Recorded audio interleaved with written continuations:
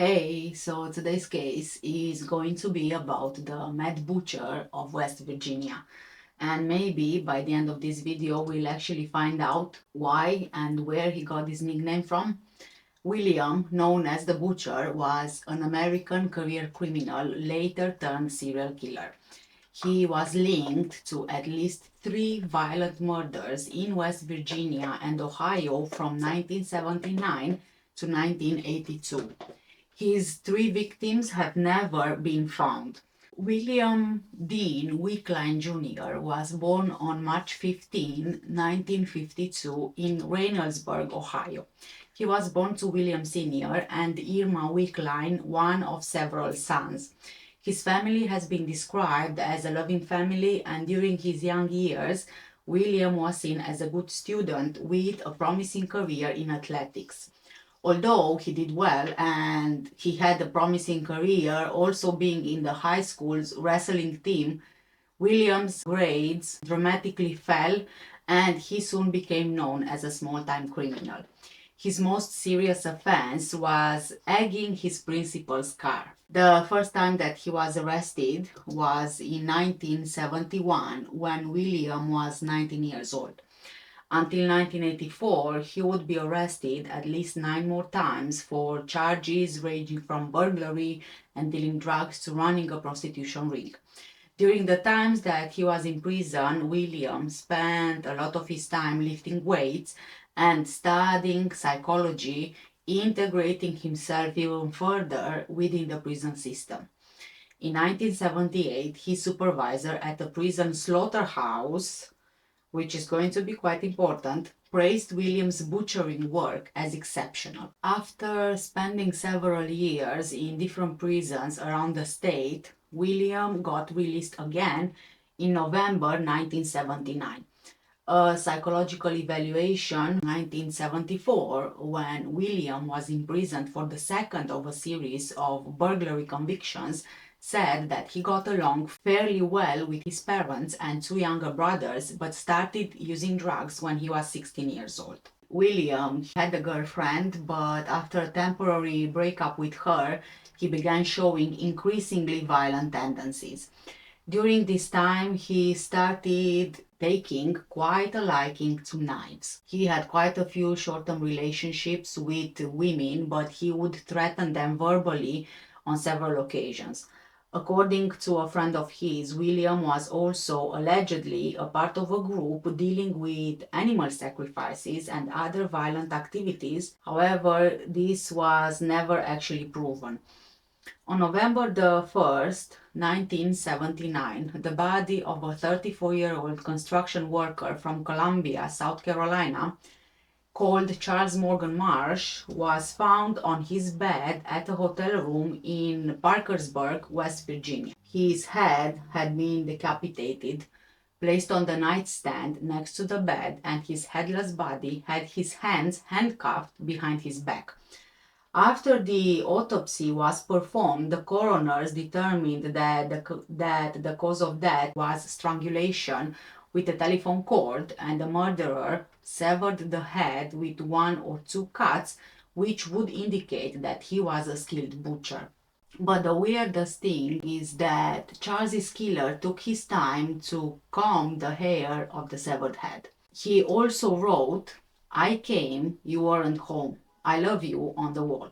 Hours later, the killer's green pickup truck was found on a city street. The violent nature of the crime and the fact that Charles was a known drug dealer led investigators to believe that this was most probably a contract killing, possibly by a rival dealer who wanted to prevent Charles from taking over his territory, but at the time they couldn't identify any suspect. On 14th of August 1982, William and his girlfriend Teresa Kemp went to Columbus, Ohio to settle a $6,000 drug debt with Christopher and Peggy Lurch, a couple from Blendon Township who were involved in drug trafficking. William and Teresa spent the night drinking heavily and taking cocaine with Peggy and Christopher. The following morning, an argument started between Christopher and William over the $6,000 owed to William.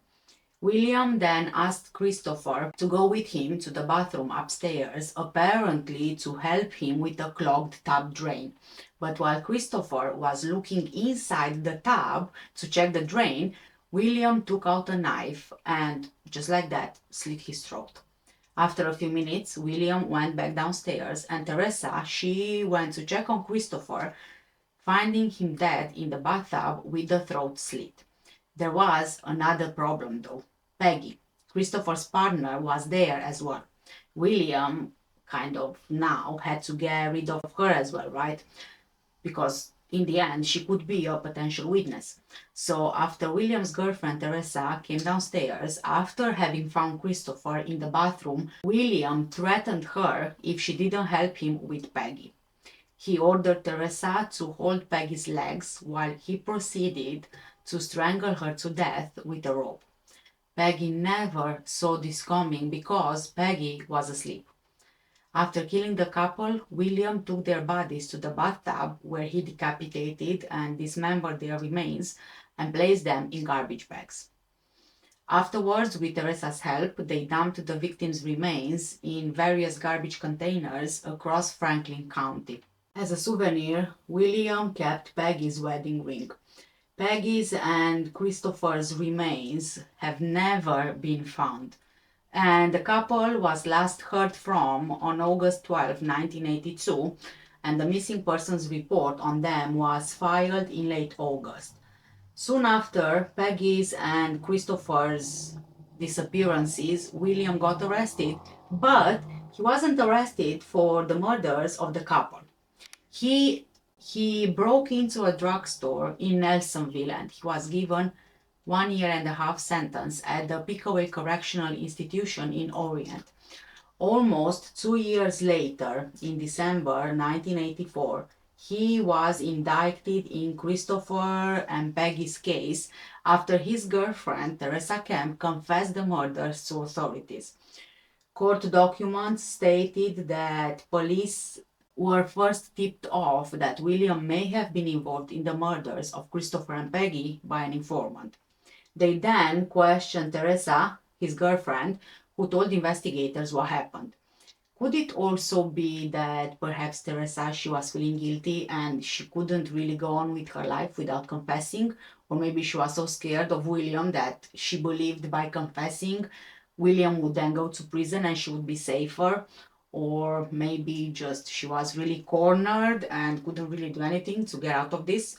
But this is a turn though, because before he even be officially charged, William was additionally linked to the Charles Marsh murder in West Virginia. Remember Charles? He was found decapitated with his hair combed. William was also proposed as a suspect in several other violent crimes involving dismemberment. But he was only tried for Christopher and Peggy's murders, which began on July 30th, 1985, as in the trial. When he was arrested, the police found William in possession of jewelry belonging to the couple, which he claimed to have for collateral against the money he was owed. William denied killing Christopher and Peggy, portraying the primary witness, his ex-girlfriend, against him, Teresa, as a jealous, spurned lover who invented a story just to keep custody of her then infant son after admitting drug use to authorities. Teresa testified that William used a saw to butcher the bodies and had a friend help him throw the bagged parts in trash bins around Columbus. Teresa's story matched the story of informants who didn't testify, including William's former common-law wife and a roommate. The physical evidence also backed Teresa's story.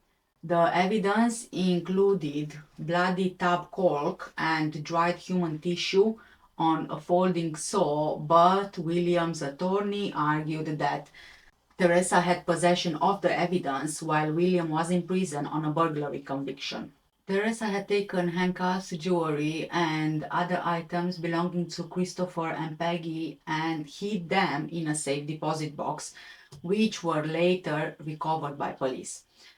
Teresa also testified that her, William, Christopher, and Peggy spent almost 2 days on an August 1982 weekend just drinking, using cocaine and other drugs. They moved from the couple's house to William's apartment when a violent argument started over money. Teresa said that the argument seemed to be over when William called Christopher to the upstairs bathroom, slit his throat, then came back downstairs and made Teresa lie across Peggy's legs while he strangled her. The next time Teresa went upstairs, William was in the bathroom holding the severed head of Christopher Lurch. Teresa Kemp was never charged because she didn't participate in killing Christopher, didn't do much in helping to kill Peggy, and prosecutors couldn't find any evidence of an intent to kill, according to Pat Sheeran, an assistant county prosecutor who helped try the case. William's defense didn't obtain a blood expert. They were not allowed by William to investigate or present mental health evidence, family member testimony, or evidence of a troubled family background. On September 20th, a 3-judge panel convicted William of killing Christopher and Peggy Lurch in his Columbus apartment. The Franklin County Common Pleas judges sentenced him to life in prison for Christopher Lurch's murder and to death for the slaying of Peggy Lurch because she was killed to cover up another crime. William showed no emotion. At 51 years old, William was indicted in April 1985 for the November 1979 decapitation of Charles Morgan Marsh at a Dry Run Road residence. Charleston attorney Harry G. Deisler had just been appointed Wood County prosecutor at the time of the death, and he went to the Dry Run Road home, which was the crime scene. He received a call that a victim's head had been severed. As a young prosecutor, for him, in part, was a learning experience and also an initiation into a major murder crime scene investigation. At the beginning, there was suspicion that this was a burglary committed on a known drug dealer by his present or former associates. The way the house was ransacked and appeared to have been searched, most of the investigators agreed that whoever was there was looking for money. I'm officially the worst at doing eyeliner. Okay. This is me with my best attempt, and I kept on wiping and doing it again and wiping again, so that's how it's going to stay. So we left off at most of the investigators agreeing that whoever was there in the flat was looking for money. The body was lying on a bed, the head was on a nearby nightstand, and around $30,000 in cash was found under the mattress. The sheriff's office did the initial investigation, and then later the state police became involved. Then Trooper William Rechtenwald was involved in the investigation, and through statements of witnesses, officers discovered other matters and evidence which led to William. The prosecutor presented the case to a 1985 grand jury, and an indictment was returned. After William was convicted in the 1982 murder in Ohio of Christopher and Peggy and sentenced to death, Deitzler, the prosecutor, said that his concern was making sure if that conviction or sentence was overturned, Wood County would get William back there to be tried and that William not be released back into society. The prosecutor said, quote, "The only way I could provide that insurance for the community was to pursue the indictment and, if necessary, trial. We got the indictment and asked the judge for a capias for his arrest and extradition so we could try him on the charges here. If we just let him sit in Ohio, then his speedy trial rights would prevent his trial at a later date." End quote. William's attorney objected to extradition and contacted Deitzler. They worked out an agreement to let him stay in Ohio and not try him if he would waive his right to a speedy trial. The agreement was then executed. For each arraignment day for 18 years, The case was called and the prosecutor's office asked that the warrant be kept active. We will probably not dismiss the indictment until we have been notified that he has been executed, prosecutor Jeannie Conley said. In Columbus in 2004, the Ohio Parole Board unanimously recommended denying clemency for William. The 9-member board delivered its report to Governor Bob Taft, who had to decide whether to commute William's sentence to life in prison without parole. The board concluded that Mr. Wickline has failed to accept the responsibility for the crimes he committed and has expressed no remorse. William's attorney David has said that William maintained not knowing what happened to Christopher and Peggy. The attorney argued before the board that there was too little physical evidence to justify the death sentence and asked the board to consider William's exemplary behavior while on death row at Mansfield Correctional Institution. The board wrote that Kemp's testimony was at times unclear, with sequences of events and blocks of time merged and confused. However, her testimony was consistent with an earlier statement and was corroborated by other evidence. William Wickline was denied clemency in 1996 and he was scheduled to die, but a federal judge granted a stay, allowing an appeal to proceed. State and courts have since rejected Wickline's claims that he had ineffective trial attorneys. For the rest of his life behind bars, William appealed to both state and federal courts, all of which rejected his appeal.